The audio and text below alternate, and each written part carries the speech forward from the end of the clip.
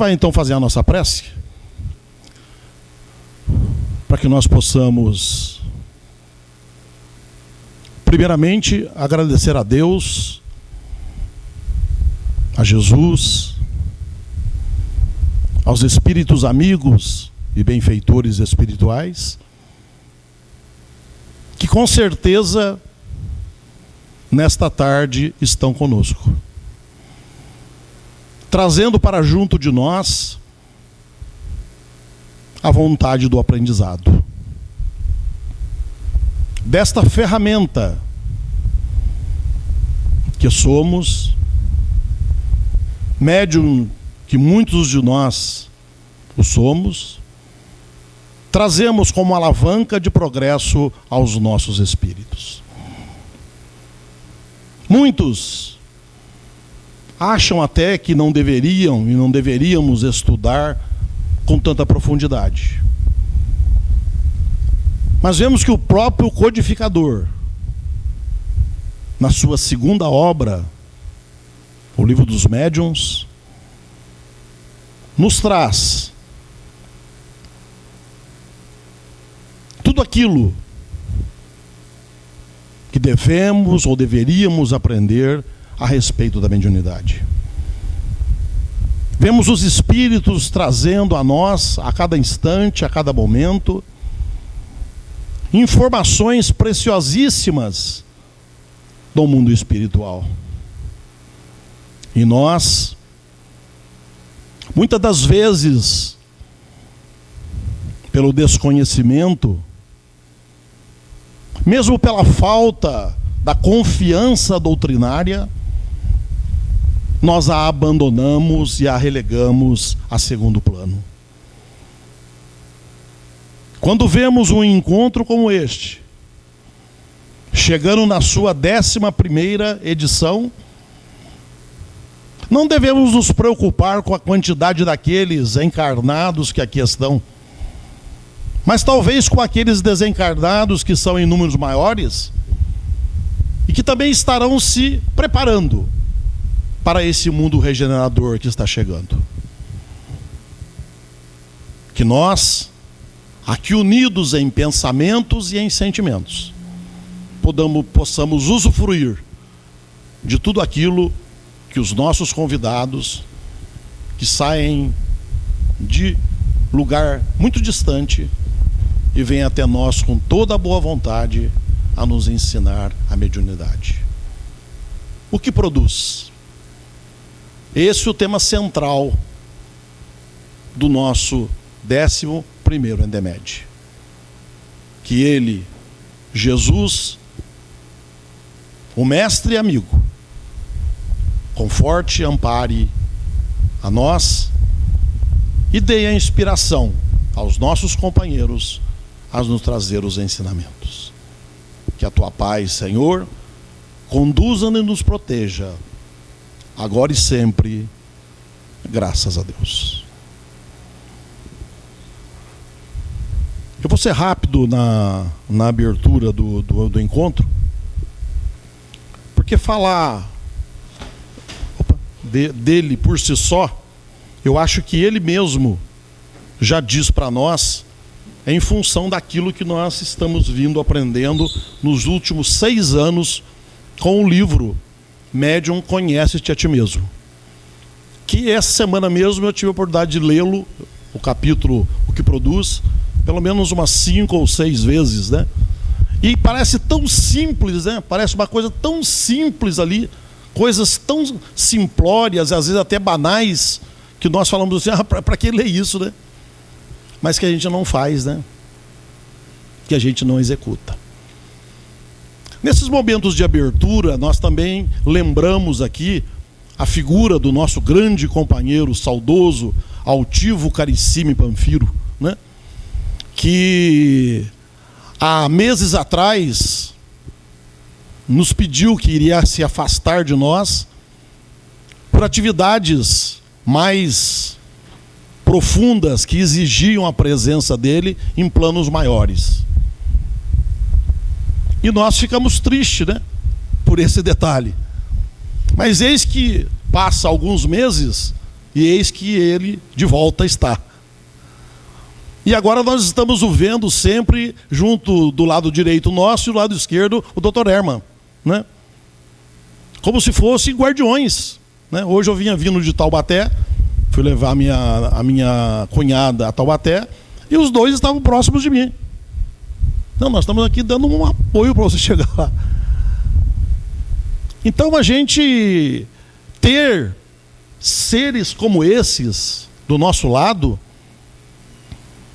nos deixa até preocupados, né? Porque tamanha bondade de Deus fazer isso com a gente, né? As minhas filhas que falam: nossa, pai, se soubesse que o senhor, quando vê futebol, o senhor fala, o senhor xinga tanto, né, o seu time, e vê que espíritos ainda dessa forma se aproximam do senhor, às vezes a gente fica até meio descrente disso. Mas é assim que eles falam, são honestos. E a forma de eu expressar o meu gosto pelo futebol, né? Embora sabendo que as vibrações, elas abaixam, né? Mas somos ainda espíritos em evolução. Temos as nossas necessidades físicas que são grandes. E palavras dos próprios companheiros do CELD nos falam, e por estarmos muitas vezes em relação com eles, de que fatos como esses que nós estamos realizando na nossa região são fatos difíceis de acontecer no mundo espiritual ou no próprio movimento espírita que aí está. Veja que nós aqui no nosso trabalho, que hoje teríamos o trabalho de passe, o qual eu por 27 anos participei, nós estudamos todas as obras do Altivo. Todas as 3 obras do Antônio de Aquino, todas as 3 obras do Espírito Baltazar e todas as 3 obras ou 4 obras do Espírito do Dr. Herman. Estudamos capítulo por capítulo, chamada por chamada dos capítulos, que eram assim feitos, né, de pontos de livros da codificação espírita, e assim o fizemos. Quando certa feita contamos para alguém do céu, eles ficaram espantados, porque nem eles mesmos ainda estudaram as obras do Altivo. E eu dizia a eles, e o Marcelo, certa feita, está aqui, e o Ismael também está ali atrás, e saberão dizer que é verdade que eu disse, né, num belo recebimento que tivemos um dia no CELD, que nós dissemos aos dirigentes do CELD: vocês não sabem a grandeza desse espírito que estava com vocês, a dimensão desse espírito, né? Por quê? E hoje eu me sinto talvez um pouco mais à vontade a dizer publicamente uma coisa que há muitos anos eu guardo comigo, que foi uma indução que o Altivo me fez certa feita, a termos assim como se fosse uma revelação de quem haveria sido o Altivo Panfiro em encarnações anteriores. E por essa ida ao CELD, no qual nós fomos, né, Ismael, Marcelo, muito bem recebidos pelo seu Hélio, né, pelo Joaquim Couto e outros que estavam ali na sala, por uma palavra que eles falaram ali, eu fechei o círculo, como Hermínio Miranda dizia: quando você quer achar que um espírito tenha sido tal pessoa, tenta fechar o círculo, mas não diga que seja ele, diga que tem grandes possibilidades de ser ele. E Altivo Panfiro tem grande possibilidade de ter sido Jerônimo de Praga, amigo de Jean Hus, mentor espiritual de Leon Denis, né? Coisa que eu estou revelando para vocês em primeira mão. Alguns amigos muito particulares sabem isso, e não sei por que hoje estou dizendo isso, tá? Guardo isso há mais de 15 anos. Há mais de 15 anos eu guardo isso, e hoje me sinto à vontade em dizer, não sei por quê, que tudo levaria a crer que Altivo Caricime Panfiro, nascido na cidade do Rio de Janeiro, haveria sido Jerônimo de Praga lá na época da reforma da igreja, por volta de 1840 e alguma coisa, que nós fizemos um apanhado todo, né? Fizemos todo um estudo, E ora ele encarnado, ora desencarnado, né? A gente começa a verificar a proximidade dos dois espíritos, né? Ele, como Jerônimo de Praga, vem a ser o mentor espiritual de Leon Denis. Nasce Altivo Panfiro no Rio de Janeiro. Quem vem ser mentor espiritual do Altivo? Leon Denis, onde funda o Centro Espírita Leon Denis. E por um detalhe que eles falaram naquela reunião, que eu não lembro mais, tento de todas as formas lembrar, ficou assim caracterizado, né? Porque no CELD eles têm a impressão que o Altivo seria da ordem de alguma religião. Ou seja, assim, quase que um padre. E realmente o era, né? Como Jerônimo de Praga, né? Defendendo o que? A reforma da igreja, naquela época. Para quem não sabe, ele simplesmente abandona Jean Hus, né? Jean Hus é queimado na Inquisição. Depois vem ele, se arrepende e vem dizer a público que ele era também companheiro daquele que tinha sido queimado e morre também queimado. Então, no envolvimento dele nessa grandeza de trabalho. E depois o espírito de Gildo, já desencarnado também, o qual nós vimos na sala lá do CELD, vem com uma mensagem dizendo que quem havia recebido Altivo Panfiro no mundo espiritual, nada mais, nada menos do que Leon Denis e Allan Kardec. Ou seja, aquele o qual ele teria sido guia e aquele o qual ele teria sido companheiro na época da reforma da igreja.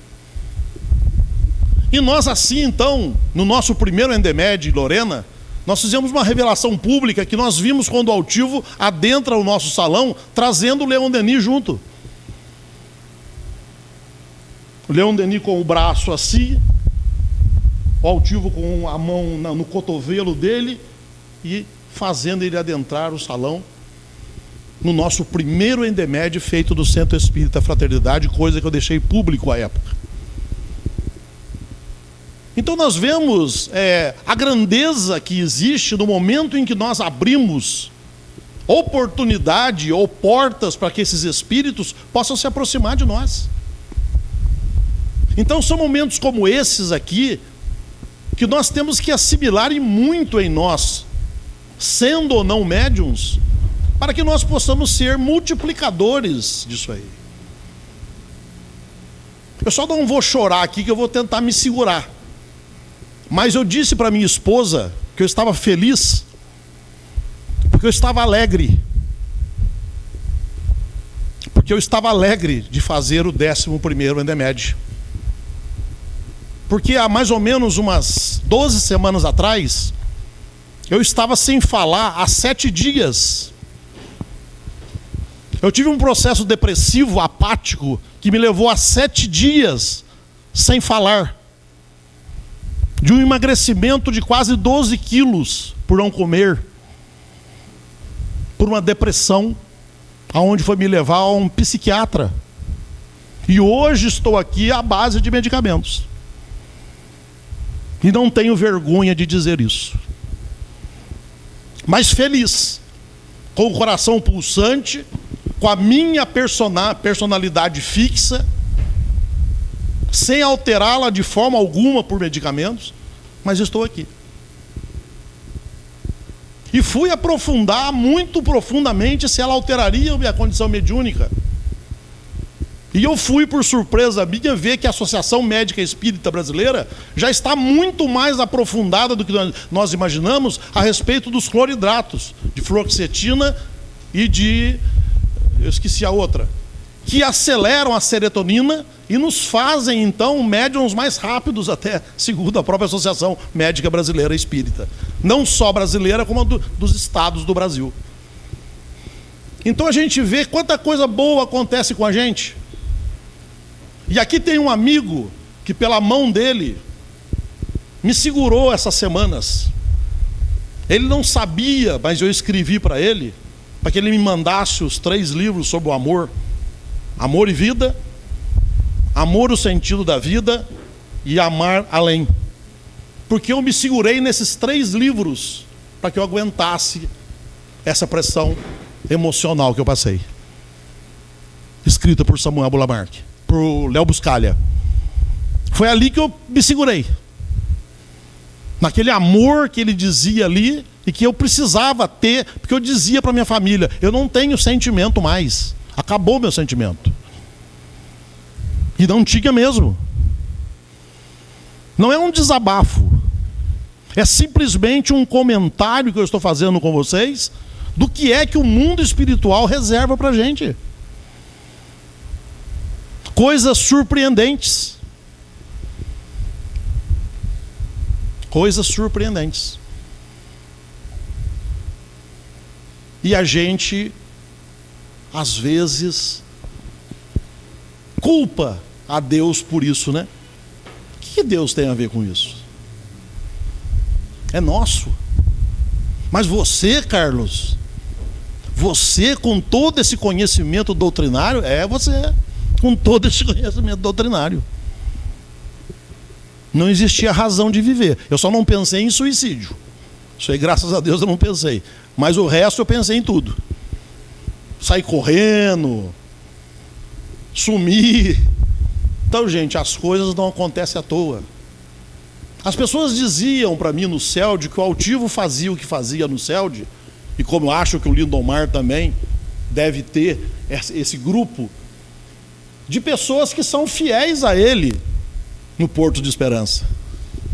Nós temos que ter pessoas ao nosso lado fiéis a nós. Porque, gente, às vezes somos os responsáveis pelo elo de ligação com o mundo espiritual, mas não sabemos por que somos nós. E o altivo dizia, vai perguntar para Deus, por que Deus colocou em você, no outro. Você que eu digo não sou eu, não. Em aqueles que precisam ser assim. Eu escutei esses dias, e o Marcelo agora está fazendo parte dessa casa, a Casa do Caminho, em Guará. Você soube que a mãe do Beto faleceu, né? Ele deve estar em Salvador, ele deveria estar aqui amanhã no nosso encontro. E a gente foi lá esses dias conversar com ele. E eu falando para ele, ele dizendo para mim das coisas, né, do espiritismo. E ele me disse, Carlos, 2 postes não podem segurar a mesma luminária. Não dá certo. 2 postes juntos vão iluminar só uma parte. Outra parte vai ficar escura. Então nós precisamos dividir esse poste e colocar uma outra luminária nele para ele poder iluminar outro local. Como dissesse assim para mim, aqui não cabe você. Não que eu tenha luz, mas talvez eu tenha algo para fazer. Então, gente, a gente às vezes descobre coisas de uma pessoa tão humilde, né, mano? Que o Beto. Para vocês terem uma ideia, eu perturbei ele, e vou perturbar você também, sabe disso, né? Eu vou perturbar você durante todo o encontro e infelizmente você vai ter que voltar comigo, né? Infelizmente ele tem que se sentindo ameaçado. E o Beto, numa simplicidade tamanha, mas com essa generosidade mediúnica que eu acho no Lindomar, uma das coisas que eu comento com todo mundo, ele brinca com essa faculdade de uma forma muito fiel, de uma forma elegante, de uma forma positiva. E a mesma coisa o Beto, sem constrangimento de que estar mediunizado, dizer algo para você de mediunizado. É isso que está acontecendo e acabou. Por que nós não fazemos isso? Nós estamos fugindo da mediunidade nas casas espíritas, gente. Nós estamos fazendo com que a mediunidade cada vez fique mais longe da gente nos centros espíritas. A não ser o meu companheiro Marcelo aqui, o meu amigo, que eu considero generoso comigo, que me abre as portas do Deus e caridade para que eu possa exercer a minha mediunidade. Na figura também do presidente, o seu Zé. Agradeço a vocês por isso. Então, gente, a gente precisa pensar um pouco mais naquilo que Kardec colocou nas suas linhas, que vem direcionar a nossa doutrina espírita. Trazer para nós realmente aquilo que os espíritos dizem. Leon Denis diz que se a mediunidade não servir para nos enriquecer de conhecimento não serve para nada. Lá no livro Espíritos e Médiuns, Altivo dizia para mim, um fenômeno mediúnico não tem razão de acontecer se acontecer. Ele tem que acontecer por alguma razão, seja ele bom ou ruim.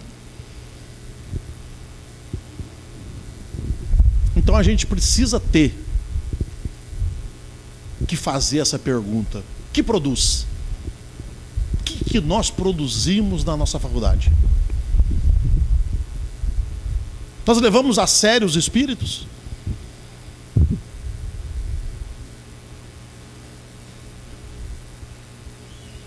Quando nós levamos a sério os espíritos, para mim terminar, para passar a palavra ao Lindomar, acontece essas coisas. Jesus, meu bom amigo e Senhor, se eu tivesse conhecido a alvorada de luz derramada por ti sobre a face feliz de uma terra pulsante da tua iluminação. Vem, Jesus, vem, cobre de luz a humanidade sofrida que tem em ti a esperança perdida. Senhor, dai-me tua mão. Dai-me tua mão, Senhor. Dai-me tua mão, meu Senhor. Senhor, de bondade infinita de luz, dai-me sempre o teu abrigo, Jesus. E assim a gente abre o nosso 11º encontro dos médiuns, né? E passamos para o nosso companheiro Lindomar Coutinho. Bem-vindo. Um amigo que com certeza essa amizade se estenderá por longos e longos períodos das nossas existências, né? Uma pessoa que eu passei a admirar sem conhecê-lo, né? Porque eu não sei como é que o Google mostra telefone celular dos outros, né? E o dele, o Google mostrou para mim, né? Lindomar Coutinho, celular, puf, apareceu. Uma vez só, nunca mais apareceu. Então, são dessas coisas que a gente precisa ter um pouco mais de observação.